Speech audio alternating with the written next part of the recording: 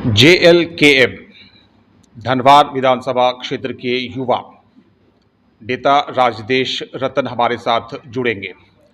बताना चाहेंगे कि पिछले कुछ वर्षों से लगातार राजदेश पूरे धनबाद विधानसभा क्षेत्र में सक्रिय है।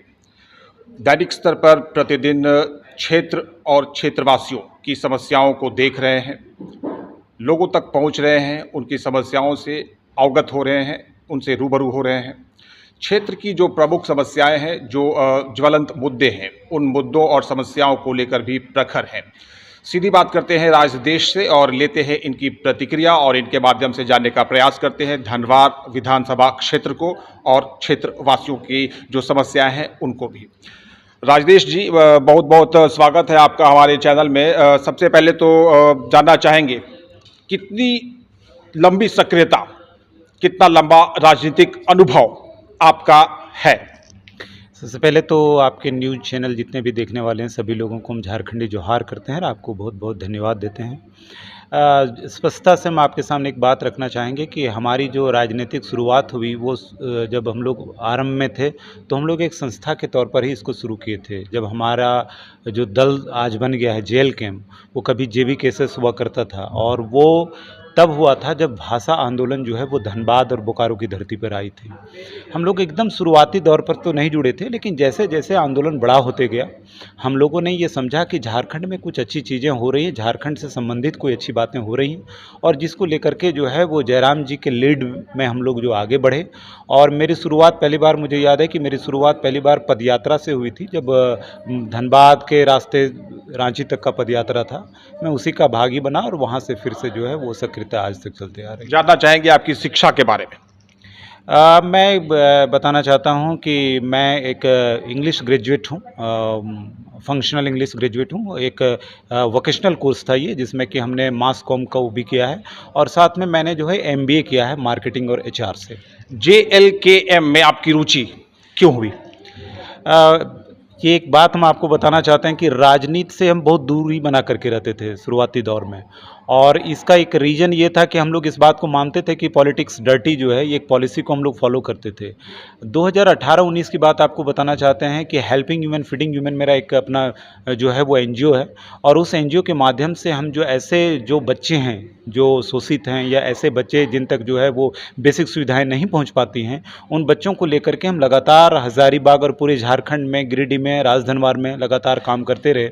इसके अलावे जो है वो मानवाधिकार कार्यकर्ता के रूप में भी हम लगातार प्रयासरत रहे। आपको बताना चाहते हैं कि कोविड का जो पीरियड रहा, उस पीरियड में पूरे झारखंड में हम लोगों ने भोजन, मास्क, सैनिटाइजर और इस तरह का जो भी व्यवस्था हो सकता था, खास करके पेडेस्ट्रियन के जो लोग वापस आ रहे थे, प्रवासी मजदूर, उन लोगों के लिए जो हम कर सकते थे उसको हमने किया। और इसी बीच में जो है वो हम लोगों का JB केसेस आया, 2021 के लास्ट सब का समय रहा होगा, और उस समय से लेकर के अभी तक एक बड़ा बदलाव, एक टर्मिनेशन दिखा झारखंड में कि हम लोग सारा कुछ कर लीजिए लेकिन राजनीति जो है एक पावर होर्स है, और अगर यदि उस पावर होर्स के हिसाब से यदि झारखंड का बदलाव चाहिए, झारखंड में बदलाव करना होगा, तो निश्चित रूप से राजनीति का आपको भाग बनना पड़ेगा और कहीं ना कहीं रूट लेवल पर बदलाव के लिए जो है, जिसके माध्यम से आप ज़्यादा लोगों के लिए कल्याण कर सकते हैं, यहाँ के लोगों के लिए बात करते हैं, यहाँ के हितार्थ की बात कर सकते हैं। इस परिस्थिति में हमने जो है वो JB केसेस JLKM को जो है। अब आप संक्षेप में ही सही, लेकिन हमारे दर्शकों को बता दें स्वयं, क्या राजदेश आगामी विधानसभा चुनाव में धनबाद विधानसभा क्षेत्र से चुनाव लड़ेंगे? देखिए, आपको हम बताना चाहते हैं कि हमारे पार्टी ने एक आवेदन भी मंगवाया था, और चूंकि हम एक सक्रिय साथी भी रहे हैं और पार्टी में काफ़ी सक्रिय हमारा आवेदन राजधनवार को लेकर के भी है, और पार्टी का कोर कमेटी भी है, संयोग से हम कोर कमेटी का सदस्य भी हैं।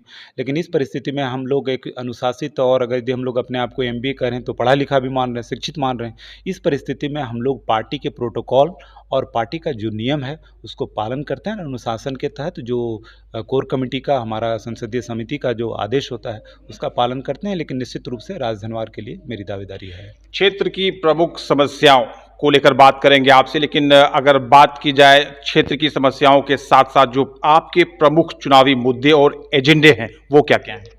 देखिए, मुझे लगता है कि आप अगर यदि राजधनवार के इर्द गिर्द जाएंगे तो मतलब एक आरोप वाला हम राजनीति नहीं करके आपको बताना चाहते हैं कि आप ये कह लीजिए कि इतने एजेंडे हैं, आप गिन नहीं सकते हैं। आपको बताना चाहते हैं कि धनवार विधानसभा में 3 प्रखंड हैं, तिसरी, गाँवा और धनवार, और आपको बताना चाहते हैं कि हमारे पूर्व मुख्यमंत्री साहब जो हैं वो वहीं से निश्चित रूप से आज विधानसभा भी वो जीते हैं।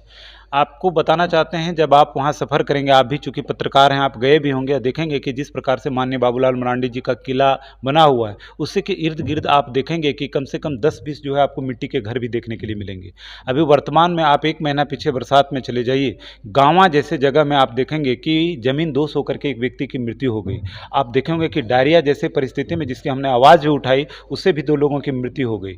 और आप देखेंगे कि ढिबरा एक बहुत बड़ा मामला है, जो मायका की बात कर रहे हैं। मुझे बहुत आश्चर्य होता है, ये मैं आलोचना के तौर पर नहीं बोलता हूँ, लेकिन मुझे आश्चर्य होता है कि बाबूलाल मरांडी जिनका जन्म तीसरी में हुआ और वो इस बात को समझ पा रहे थे कि उद्योग पॉलिसी अगर यदि अच्छा लाया जाए, उद्योग नीति, और ढिबरा एक बड़ा उद्योग नीति है जहाँ पर स्थानीय स्तर पर रोजगार उत्पन्न किया जा सकता था, तो उन्होंने इस मामले को क्यों नहीं आगे बढ़ाया। तो मेरा मानना है कि वहाँ पर जिस तरह का मुद्दा है, इसके थोड़ा सा और पीछे आपको हम लेकर के जाना चाहते हैं। जब वहाँ पर भाकपा माले का चुनाव हुआ था, और जो चुनाव हुआ था वो पूंजीवाद और सामंतवाद के खिलाफ हुआ था। आज इस बात पूरे क्षेत्र में कहीं नहीं छिपी हुई है कि सैकड़ों हाईवा के मालिक और दर्जनों जो है वो उनके पास खदान है, और जिस सामंतवाद के खिलाफ और पूंजीवाद के खिलाफ का करके उन्होंने चुनाव लड़ा था, आज उन सारे चीज़ों का एक पर्यायवाची बन करके वो वहाँ पर रह गए हैं। तो मुझे लगता है कहीं ना कहीं आज तक इन लोगों ने जनता को ठगा है, और एक जागरूकता निश्चित रूप से आई है, और आवाम जो है पूरी तरह से चीज़ों को देख रही है। मुद्दे को लेकर के यदि आप बात करेंगे तो शिक्षा पूरी तरह से नदारद है। चूँकि आप पूरे धनवार विधानसभा की बात कर लीजिए, पूरे धनवार विधानसभा में मात्र एक डिग्री कॉलेज है, आदर्श महाविद्यालय, जो आपको धनवार में गंगापुर में है। इसके अलावा आपको बताना चाहते हैं कि वहाँ से आप तीसरी की दूरी देखिए, आप वहाँ से गाँव की दूरी देखिए, कहीं पर भी अब ये बताइए कि महिलाएं और जो बच्चियां हैं उनके लिए शिक्षा कितना मुश्किल है। इसलिए हमको लगता है कि शिक्षा के तौर पर भी बहुत ज़्यादा काम करने की ज़रूरत है, बहुत ज़्यादा पिछड़ा हुआ जगह है। और अगर यदि आप स्वास्थ्य की बात कर लीजिए तो महिला डॉक्टर आपको नदारद मिलेगी। कई नए परियोजनाओं में जो है वो हॉस्पिटल और स्वास्थ्य केंद्र बनाए गए हैं, लेकिन उनका ओपनिंग कब होगा, वहाँ पर डॉक्टर उपलब्ध होंगे कि नहीं होंगे, एम्बुलेंस जैसी सुविधाएं जो महज लोगों तक पहुँचनी चाहिए वो भी नहीं पहुँच पा रही हैं। और सबसे खास जो आपको बताना चाहते हैं, सबसे ज़्यादा दर्द वहाँ पर प्रवासियों का है। आप जब जाएंगे गांवार, तीसरी और राजधनवार के एरिया में, आप देखेंगे कि आप सिर्फ बुजुर्गों को ही अपने घरों में पाएंगे। 18 साल से नीचे के युवा भी जो हैं वो रोजी रोजगार के चक्कर में जो है वो बाहर काम कर रहे हैं, क्योंकि उनका यहाँ परिवार चल नहीं सकता है। तो ये सारे बेसिक मुद्दा हैं जिन पर काम करने की ज़रूरत है। और अल्टीमेटली हम लोग पूरे झारखंड में 2-3 मुद्दा पर बात कर रहे हैं, जो 1932 की बात कर रहे हैं, खतियान आधारित हम लोगों का स्थानीय नीति, और साथ में ये भी बात कर रहे हैं कि उसी के आधार पर जो है वो झारखंडियों के लिए नियोजन नीति लागू होना चाहिए। तो ये सारे मुद्दे को लेकर के हम लोग आगे बढ़ रहे हैं। हम लोगों के पास ये भी कुछ एजेंडा है कि झारखंड में जिस प्रकार की परिस्थिति बनी हुई है, उस परिस्थिति में एक शिक्षित गवर्नेंस की ज़रूरत है, और उसको लेकर के हम लोग आगे आ रहे हैं।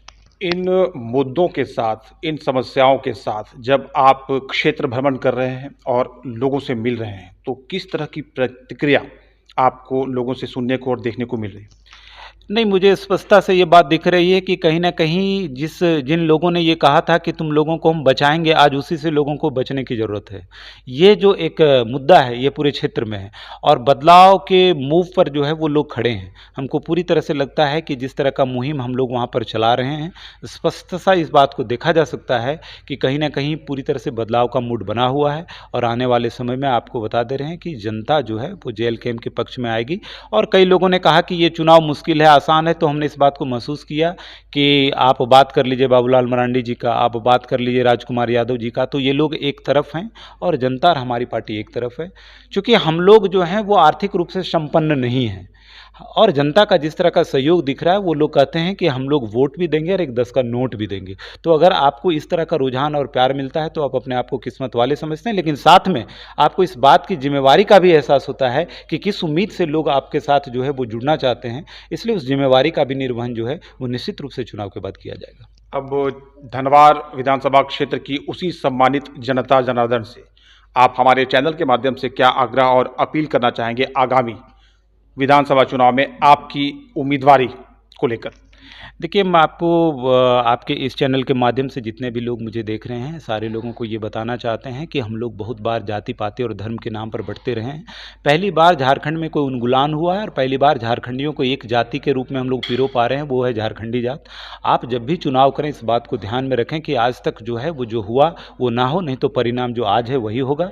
इसलिए सब लोग हर चीज़ से ऊपर उठ करके, जात-पात से ऊपर उठ करके और जिस प्रकार से दर्द है माताओं को, वहाँ के बुजुर्ग पिताओं को कि आज आप सोचिए कि जब बच्चे छोटे थे, आप घरों से बाहर निकल जाते थे तो उनको पकड़ करके बोलते थे चोट लग जाएगा। आज आपके बच्चे जो हैं वो हज़ारों-हज़ारों किलोमीटर दूर में रह रहे हैं। कई ऐसे प्रवासी मज़दूर हैं जिनकी जो है वो लाश घर पर पहुँचती है। इस दर्द को समझिए और जो विचारधारा आई है जेएलकेएम का, हम लोगों का चुनाव चिन्ह जो कैंची छाप हम लोगों को चुनाव आयोग की तरफ से मिला है, उसको पूरी तरह से अपने ज़हन में बैठाइए। हम लोग निश्चित रूप से कहेंगे कि इस बार सौदेबाजी नहीं करके और चुनाव होना चाहिए और एक गरीब आवाम के बीच में जो है वो आर्थिक रूप से संपन्न व्यक्ति नहीं आया है, इसके बावजूद भी आप लोगों का समर्थन जरूर मिलना चाहिए। मैं आपकी जिम्मेवारी से इस बात को बता दे रहा हूं कि जिन जिन बातों को, जिन मुद्दा के साथ आप लोगों के बीच में है, कहीं पर भी आप लोगों को चुनाव के बाद शिकायत का मौका नहीं मिलेगा। भरपूर समर्थन करिए, क्योंकि अगर यदि आपने समर्थन किया और हम लोगों ने इस काम को करके नहीं दिया तो आपको दावे के साथ कह सकते हैं कि हम लोग कभी फिर से चुनाव में आकर के आप लोगों को वोट मांगने नहीं आएंगे। चलिए, राजदेश रतन को आप सुन रहे थे। मुझे लगता है कि इनकी बातों को सुनने के बाद अब कुछ ऐसा विशेष और अतिरिक्त नहीं बचा है जो मैं अब इनके बारे में बोलूं। इनकी बातों को आप सुने, विचार करें और उचित निर्णय लें, क्योंकि लोकतंत्र में जनता ही जनार्दन है। आगामी विधानसभा चुनाव की सरगर्मियां तेज हो रही है। दावेदारी विभिन्न जो उम्मीदवार हैं, प्रत्याशी हैं, उनकी सामने आने लगी है। अब आपके सामने एक योग्य, युवा, शिक्षित और प्रखर उम्मीदवार के रूप में राजदेश सामने है। धनवार विधानसभा क्षेत्र की जनता पढ़ी लिखी, जागरूक और समझदार है। उचित और अनुचित के बीच का फर्क भी जानती है।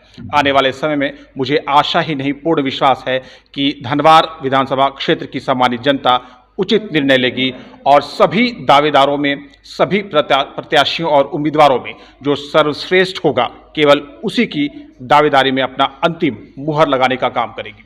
धन्यवाद।